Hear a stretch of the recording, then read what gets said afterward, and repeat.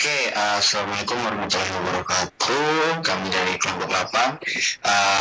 Di pertemuan kali ini di tugas mata kuliah Sistem Informasi Akuntansi kami akan membahas tentang siklus produksi. Oke, bisa dimulai. Sebelumnya, perkenalkan, saya sendiri adalah Ahmad Rizal Yasir Hidayat dengan NIM 2031661. Perkenalkan, saya Isnaini Nurresmawati dengan NIM 20231031. Perkenalkan, saya Nurjana Oktavia dengan NIM 20231057. Perkenalkan, saya Sasiolo Ferusyadu dengan NIM 20231071. Oke. Definisi siklus produksi. Definisi siklus produksi adalah serangkaian aktivitas bisnis yang berulang dan operasi pemrosesan informasi terkait yang berhubungan dengan pembuatan produk. Jadi siklus produksi itu bisa disebut proses mengubah bahan mentah menjadi produk jadi.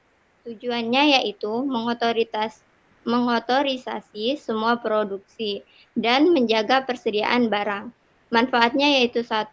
Peningkatan efisiensi operasional, 2. Peningkatan kepuasan pelanggan, 3. Pengambilan keputusan yang lebih baik, dan yang terakhir mengurangi pemborosan. Next. Selanjutnya adalah pihak yang berhubungan dengan sistem produksi.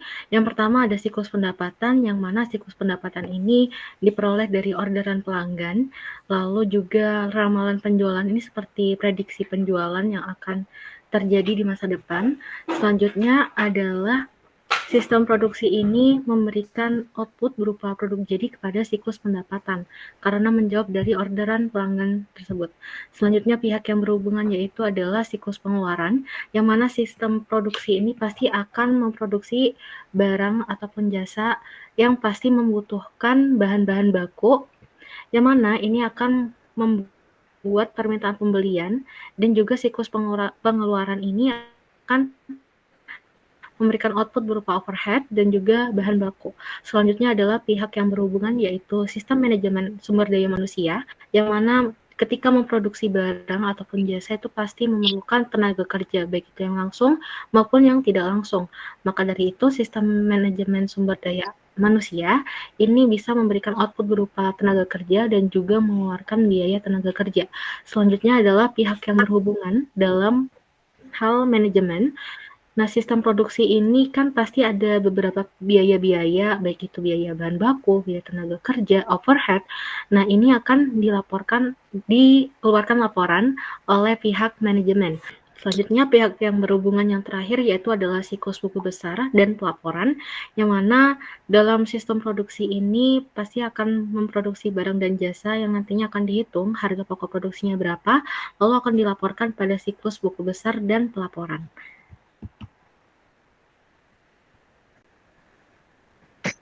Untuk selanjutnya adalah siklus utama dari siklus produksi yang terjadi di sini, yaitu yang pertama itu ada desain produk, di mana produk ini didesain untuk didistribusikan nantinya kepada para pelanggan dan akan dicek kualitasnya.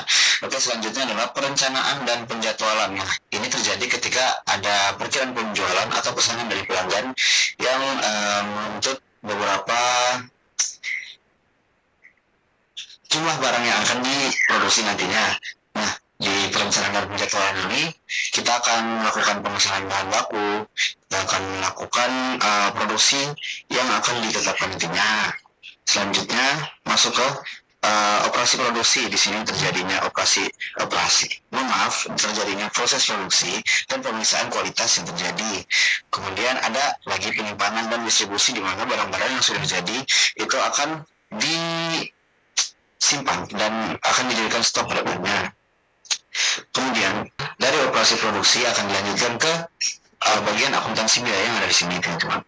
Nah, di situ akan terjadinya pembukuan, di mana segala macam pengeluaran dan pemasukan akan dicatat di situ, seperti dari pembelian bahan baku, terus biaya operasional yang terjadi itu akan diadakan di sini, teman-teman. Nah, selanjutnya ada di manajemen. Nah, manajemen ini biasanya untuk pelaporan tentang seberapa besar pengeluaran yang dikeluarkan dan pemasukan yang masuk kayak gitu. Nah, siklus ini akan terjadi secara berulang-ulang ya karena selama perusahaan masih aktif. Terima kasih. Next.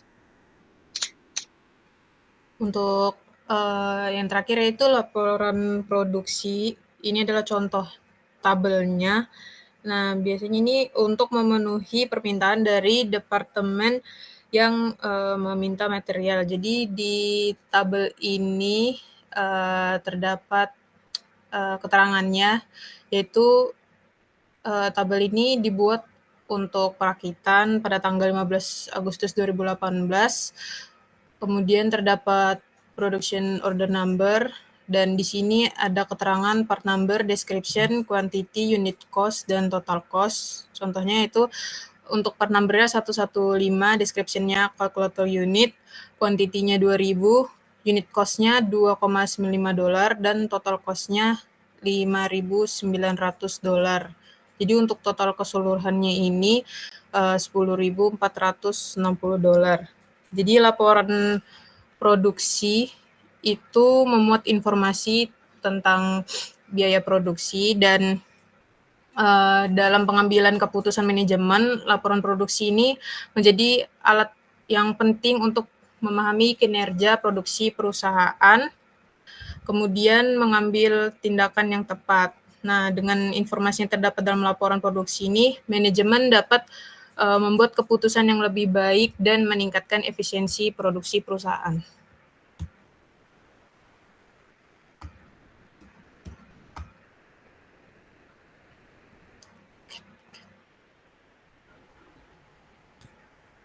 Berikut adalah referensi yang kami jadikan dalam pembuatan PPT ini, yaitu ada Accounting Information System edisi ke-14 dari Marshall B. Romney dan Paul John Steinbart dari halaman 459 sampai dengan 480, dan juga ada dari bab 2 Sistem Informasi Akuntansi dari Universitas Atmajaya Yogyakarta dari halaman 15 sampai dengan 18.